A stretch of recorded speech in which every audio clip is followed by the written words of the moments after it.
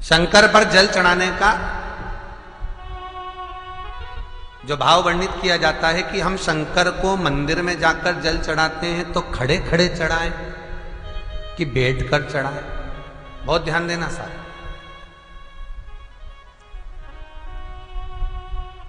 शंकर में मंदिर में जाकर हम भगवान शंकर को जल चढ़ाएं तो खड़े होकर चढ़ाएं कि बैठकर चढ़ाएं। अब दो तरह का शिवलिंग है मंदिरों में, दो तरह का शिवलिंग का निर्माण होता है, ठीक है। एक विष्णु शिवलिंग, एक शक्ति पार्वती शिवलिंग। दो तरह का शिवलिंग मंदिरों में होता है, दो तरह का शिवलिंग मंदिरों में होता है, समझ लेना बहुत अच्छी तरह से। एक शिवलिंग वो होता है जो जमीन पर डायरेक्ट जलाधारी रहती है, शिवलिंग रहता है, ऐसी जलाधारी पूरी की पूरी, और शिवलिंग जमीन पर रखा रहता है, भूमि पर रखा रहता है, डायरेक्ट जमीन पर। आप जल ले जाकर चढ़ाए, निकल गया रास्ते से। एक शिवलिंग जो जमीन पर डायरेक्ट शंकर भगवान की जलाधारी और शिवलिंग रखा रहता है, वो शक्ति शिवलिंग कहलाता है। माता पार्वती का हस्त कमल उस शिवलिंग के सम्मुख में, और दूसरा शिवलिंग एक डमरू जैसा होता है। अब वो हम उसको कैसे वर्णन, एक डमरू शिवलिंग होता है, ऐसा उसका स्टैंड होता है, ऐसा स्टैंड होता है, नीचे शिवलिंग रखने की जगह होती, फिर ऐसा होता है, फिर उसके ऊपर इस तरह शिवलिंग रखा होता है। देख, दर्शन करें आप लोगों ने। अब फिर इसके ऊपर शंकर भगवान का शिवलिंग रखा होता है, ठीक है। इस तरह का जो शिवलिंग होता है, एक डायरेक्ट नीचे रखा हुआ शिवलिंग, और एक भगवान जो नीचे डमरू जैसी आकृति होती है, इस पे जो डमरू जैसा जो भाग बना होता है, ये भगवान विष्णु का हस्तकमल है, और ऊपर का जो भाग है वो भगवान ब्रह्मा का हस्तकमल है। इसको विष्णु शिवलिंग कहते हैं।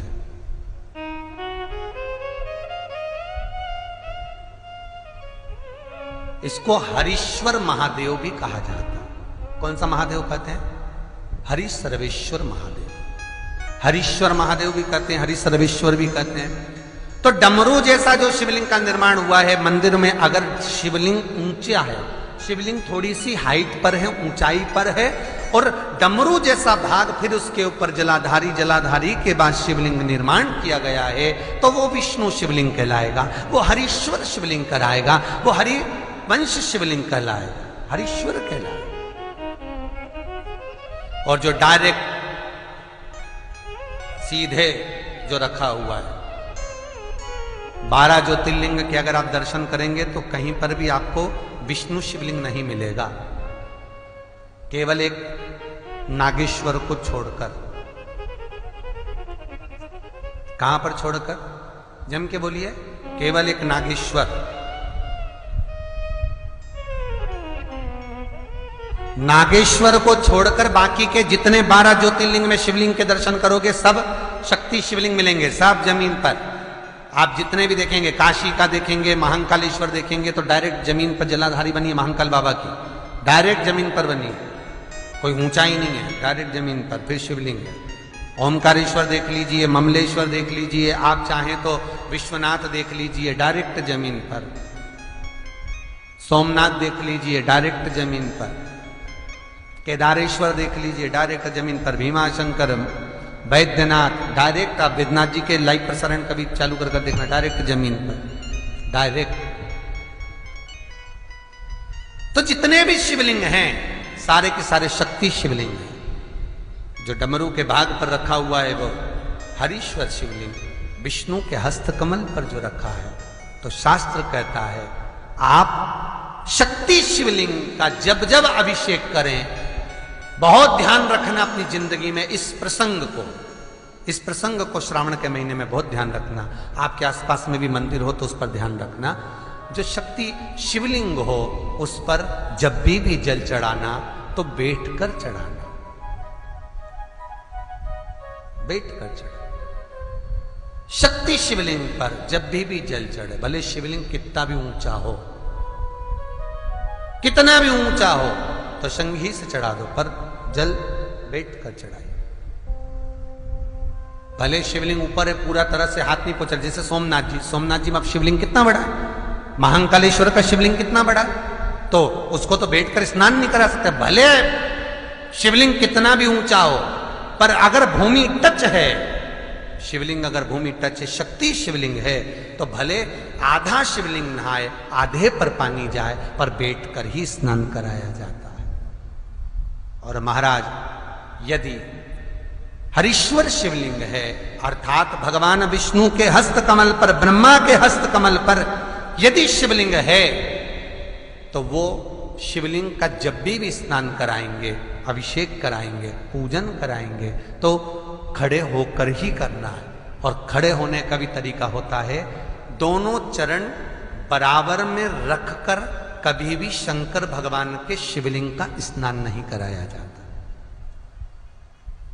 महाराज दोनों चरण बराबर रखकर, अगर हरीश्वर शिवलिंग है, किसी मंदिर में शंकर को जल चढ़ाने के लिए आप गए हो और शंकर को जल चढ़ा रहे हो, तो हरीश्वर अगर शिवलिंग है तो दोनों पांव बराबर रखकर नहीं, एक सीधा चरण थोड़ा सा आगे रखिए और उल्टा चरण थोड़ा सा पीछे रखकर भगवान शंकर का जलाभिषेक करने पर लक्ष्मी जैसे अपने चरण रहते हैं, भगवान शंकर उसी तरह से लक्ष्मी को दौड़ाते हुए अपने घर में प्रवेश करा। लक्ष्मी भागती हुई, अगर जो पुष्टि मार्ग से जुड़े होंगे, जो भगवान ठाकुर जी की सेवा करते हैं, पुष्टि मार्ग से जुड़े हों, श्रीमद वल्लभाचार्य जी से, वल्लभ कुल बालकों से जिनका ब्रह्म संबंध हुआ है, ऐसे अगर जीव हैं, वैष्णव जीव हैं, तो वो दर्शन करते होंगे ठाकुर जी, यमुना जी और महाप्रभु जी का। तो कैसा दर्शन करेंगे? श्रीनाथ जी का दर्शन करेंगे तो दोनों पांव श्री जी बाबा के, मेरे ठाकुर जी के बराबर पर है, नाथ द्वारा वाले श्री जी बाबा के, गोवर्धन नाथ जी के दोनों पांव चरण बराबर। श्रीमद वल्लभाचार्य जी का दर्शन करेंगे तो दोनों चरण बराबर के फोटो में मिलेंगे। पर यमुना जी का अगर आप दर्शन करेंगे, पटरानी यमुना जी का जब दर्शन करेंगे, तो यमुना जी का चित्र का दर्शन करेंगे, तो यमुना हमेशा एक पांव यमुना जी का आगे मिलता है। क्यों? जो वैष्णव ठाकुर का दर्शन करे, श्रीमद वल्लभाचार्य जी के अनुसार भगवत चर्चा करे, उसके यहाँ यमुना भक्ति निरंतर प्रवेश करती जाए, इसलिए भागता हुआ चरण, दौड़ता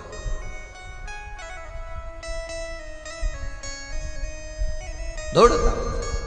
तो शंकर भगवान का अगर हरीश्वर शिवलिंग है, कहीं शिवलिंग डमरू आकृति पर, अगर ऊंचाई पर है, हरीश्वर है,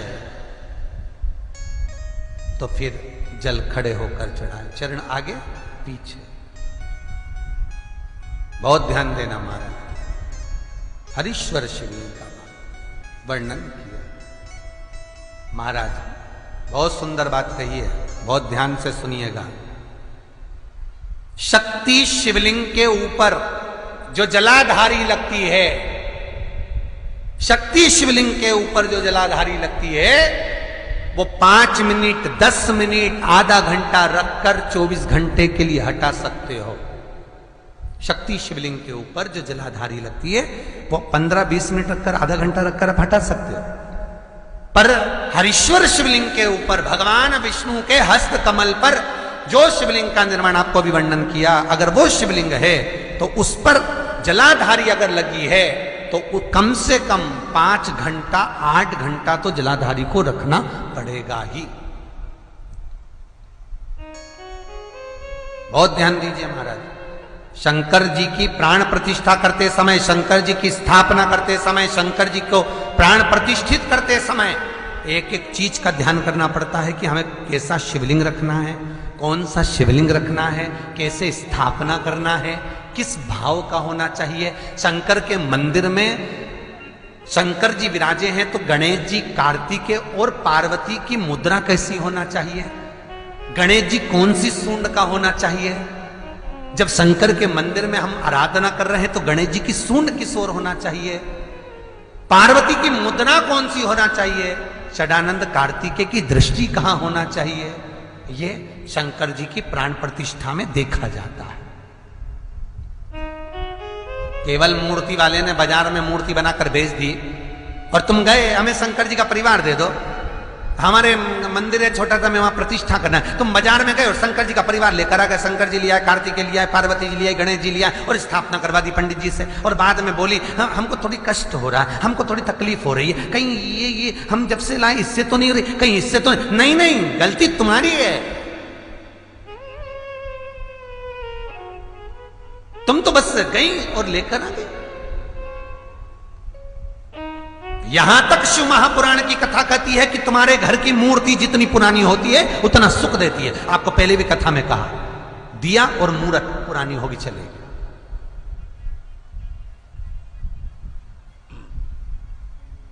पुरानी एक फैशन चल गया, छोटे से ठाकुर जी नहीं रखूं, बड़े वाले लाऊंगी लड्डू गोपाल, सेवा अच्छे से हो जाएगी। और जो सास के हाथ के वो अब उनको नहीं पूछे तो दुख नहीं होगा, दुख तो होगा। महाराज घर में जेठानी के आने के बाद देवरानी आती है और सास देवरानी से बहुत लाड लड़ाती है। छोटी बहू है, ले साड़ी पहन ले, ये ले रकम ले, ये ले हैं। सास जब छोटी को बहुत कुछ करती है तो जेठानी का जीवड़ा जलता कि नहीं जलता? बोलो तो सही, थोड़ा बहुत तो लगे, बताओ हमको तो कभी नहीं करा, हमको तो ऐसा करे ही नहीं, हमको तो ऐसा करे ही नहीं। उसी तरह आप नए भगवान लेकर आ गए, नई ठाकुर जी लेकर आ गए और छोटे ठाकुर जी पहले के हैं। भगवान को लगता है बताओ नए से लाड लड़ा रही, उसको वस्त्र पहना रही, आभूषण पहना रही, मुझे आभूषण तक नहीं, वस्त्र नहीं, जैसे हैं वैसे लुढ़क जाते हैं, कौन पहनाए? कोई ने कहा इनको क्यों नहीं पहनाती, छोटे हैं पहनाते नहीं बनता, भाव से पहनाओगे सब पहने। शिव महापुराण की कथा कहती है जितनी मूर्ति छोटी होती है, अंगुष्ठ के आकृति से जितनी मूर्ति छोटी होती चली जाती है, उतना सुख